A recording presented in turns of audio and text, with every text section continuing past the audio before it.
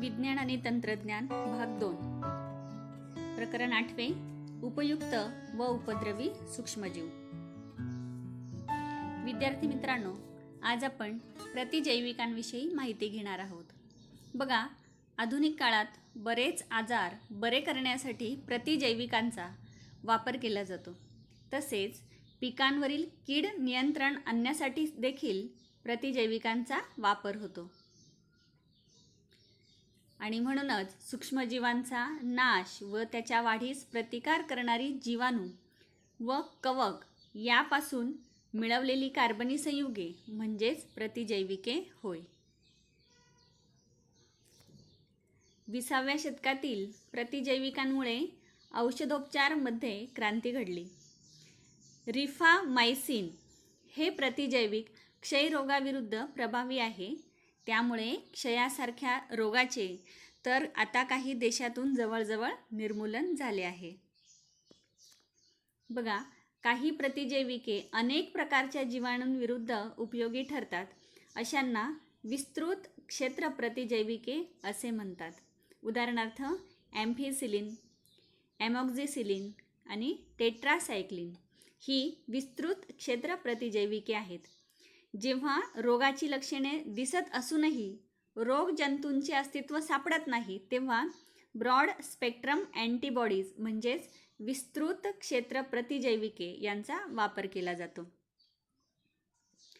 त्याचबरोबर जेव्हा रोगकारक सूक्ष्मजीव कोणता आहे हे निश्चित समजते, तेव्हा मर्यादित क्षेत्र प्रतिजैविके म्हणजेच नॅरो स्पेक्ट्रम अँटीबॉडीज वापरली जातात। उदाहरणार्थ पेनिसिलिन, एरिथ्रोमायसिन, जेंटामायसिन ही मर्यादित क्षेत्र प्रतिजैविके आहेत।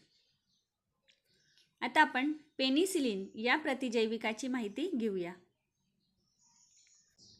पेनिसिलिन पेनिसिलियम या कवकापासून मिळणारा प्रतिजैविकांचा गट असून तो स्टॅफायलोकोकाय, क्लॉस्ट्रिडिया, स्ट्रेप्टोकोकाय या जीवाणूंपासून होणारे संसर्ग आटोक्यात आणण्यासाठी त्याचा वापर होतो। त्याचबरोबर कान, नाक, घसा, त्वचा यांना जीवाणूंमुळे होणारे संसर्ग तसेच निमोनिया, स्कारलेट फीवर यावर उपचार करण्यासाठी पेनिसिलिन युक्त औषधे उपयुक्त आहेत। ही प्रतिजैविके सेवन करताना कोणती खबरदारी घ्यावी ते आपण बघूया। बघा, प्रतिजैविके ही नेहमी डॉक्टरांच्या सल्ल्यानेच घ्यावी। औषधांच्या दुकानातून डॉक्टरांच्या चिठ्ठीशिवाय कोणतीही प्रतिजैविके मागू नये।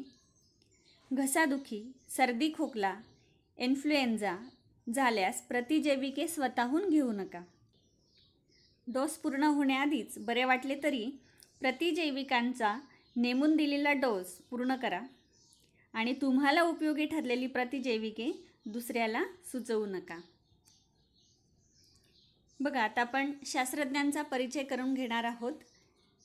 सेंट मेरीज हॉस्पिटल मधील सूक्ष्मजीवशास्त्राचे प्राध्यापक अलेक्झांडर फ्लेमिंग यांनी त्यांच्या प्रयोगशाळेत काचेच्या बशांमध्ये निरनिराळ्या प्रकारांच्या जीवाणूंची व बुरशींची वाढ केली होती।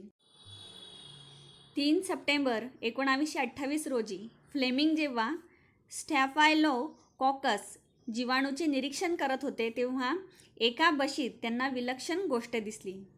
त्या बशीमध्ये बुरशीचे ठिपके वाढलेले होते, पण त्या ठिपक्यांभोवतीची जागा मात्र स्वच्छ झालेली होती, म्हणजेच जीवाणू चक्क नष्ट झाले होते।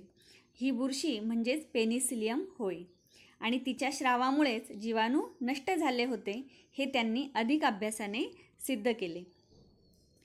अशा प्रकारे एका अनपेक्षित घटनेतून जगातील पहिले प्रतिजैविक म्हणजेच अँटीबायोटिक पेनिसिलिन जन्माला आले होते आणि असाध्य रोगांना नियंत्रणात आणण्याचा प्रयत्न केला गेलेला होता। आता आपण बघणार आहोत उपद्रवी सूक्ष्मजीव। काही सूक्ष्मजीव हे अपायकारक सुद्धा असतात। अशा अपायकारक सूक्ष्मजीवांनाच उपद्रवी सूक्ष्मजीव असे म्हणतात। त्यामुळे पदार्थांची नासाडी तर होतेच, त्याचबरोबर त्वचेचे रोगसुद्धा होतात. आता आपण बघणार आहोत उपद्रवी सूक्ष्मजीवांमध्ये कवके. बघा, पावसाळ्यामध्ये चामडी वस्तू, गोनपाट यात आपल्याला काही बदल झालेले दिसतात. आपण अशा वस्तू जास्त काळ वापरू शकतो का? किंवा या वस्तू हिवाळ्यात किंवा उन्हाळ्यात खराब होत नाहीत का होत नाहीत?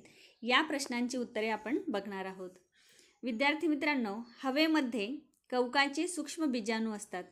ओलावा मिळाल्यास सुती कापड, गोनपाट, चामडी वस्तू, लाकूड अशा कार्बनी पदार्थांवर हे बीजाणू रुजतात. कवकाचे तंतू या पदार्थांमध्ये खोलवर शिरून स्वतःचे पोषण व प्रजनन करतात. या प्रक्रियेमुळे मूळचा पदार्थ कमकुवत होतो आणि म्हणूनच बुरशी आलेले कापड, गोनपाट, चामड्याच्या चपला, बूट, पर्स, पाकिटे, पट्टे फार काळ टिकत नाहीत. तसेच लाकडी वस्तूसुद्धा खराब होतात. विद्यार्थी मित्रांनो, कधीकधी लोणचं, मुरांबा यांची बरणी उघडल्यावर आतमध्ये काळी पूड तर कधी पांढऱ्या चकत्या आपल्याला दिसतात. हे नक्की काय असतं आणि असे पदार्थ खाण्यास अयोग्य का ठरतात हे आपण बघूया. बघा, लोणची, मुरांबे, जॅम, सॉस, चटण्या अशा ओलसर अन्नात देखील कवकांच्या विविध प्रजाती वाढतात. या अन्नातील पोषणद्रव्ये शोषून स्वतःची वाढ व प्रजनन करतात आणि या प्रक्रियेमध्येच बुरशीकडून मायकोटॉक्झिन्स ही विषारी रसायने अन्नात मिसळली जाऊन ते अन्न विषारी होते आणि त्यामुळे बुरशी आलेले अन्न खाण्यास अयोग्य ठरते. आता आपण दुसऱ्या उपद्रवी सूक्ष्मजीवाची माहिती घेणार आहोत, क्लॉस्ट्रीडियम. समारंभातील जेवणावळीमध्ये अनेक व्यक्तींना अन्नातून विषबाधा होते हे आपण ऐकलेलं आहे. विषबाधा होते म्हणजेच उलट्या, पोटदुखी, जुलाब या पद्धतीचा त्रास होतो. हे अन्न अचानक विषारी बनते कसे हे आपण बघूया. बघा, शिजवलेले अन्न खराब करणारे हे जीवाणू म्हणजेच क्लॉस्ट्रीडियम होय. या जीवाणूंच्या सुमारे 100 प्रजाती आहेत. त्यातील काही स्वतंत्रपणे मातीत जगतात तर काही मानव व इतर प्राण्यांच्या अन्नमार्गात आढळतात. हे जीवाणू दंडाच्या आकाराचे असून प्रतिकूल परिस्थितीमध्ये बाटलीच्या आकाराचे बीजाणू तयार करतात. या बीजाणूंचे वैशिष्ट्य म्हणजे ते ऑक्सिजनचे हवेतील सर्वसामान्य प्रमाण सहन करू शकत नाही, कारण ते विनॉक्सी परिस्थितीमध्ये वाढतात. ज्या ठिकाणी ऑक्सिजन नसतो त्या ठिकाणी त्यांची वाढ जास्त होते आणि म्हणूनच हवाबंद खाद्यपदार्थांच्या वापराची मुदत संपली की क्लॉस्ट्रीडियम जीवाणू वाढण्याची शक्यता असते. आणि म्हणूनच आपण जेव्हा अशी हवाबंद खाद्यपदार्थ घेतो तेव्हा त्यावर एक्सपायरी डेट म्हणजे वापराची मुदत किती आहे ही तारीख बघूनच घ्यायची आहे.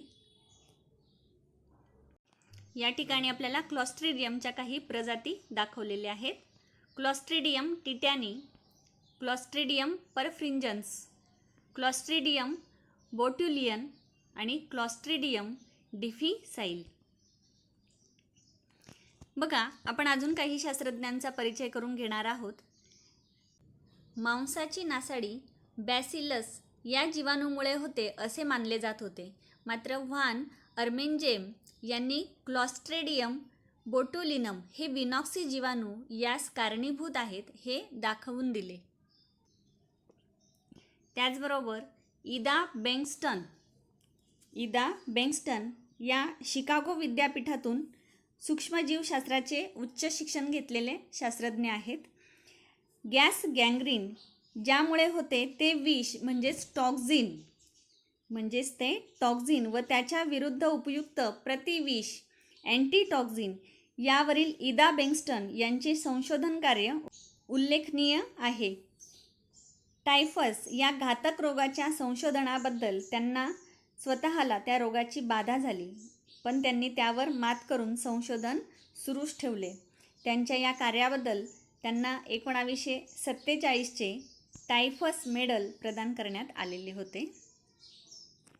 बघा, अशा पद्धतीने आपण आत्ता जो भाग बघितला त्यावर आधारित स्वाध्याय आपण बघूया. प्रश्न पहिला, विस्तृत क्षेत्र प्रतिजैविके म्हणजे काय? त्यानंतर व्याख्या लिहा प्रतिजैविके. शास्त्रीय कारणे सुद्धा विचारली जाऊ शकतात. उन्हाळ्यात खूप काळ ठेवलेल्या वरणावर फेस जमा झालेला दिसतो. आणि दुसरं शास्त्रीय कारण आपल्याला विचारलं जाऊ शकतं, कपड्यांमध्ये डांबराच्या गोळ्या ठेवल्या जातात. या पद्धतीने तुम्ही या सर्व प्रश्नांची उत्तरे लिहायची आहेत.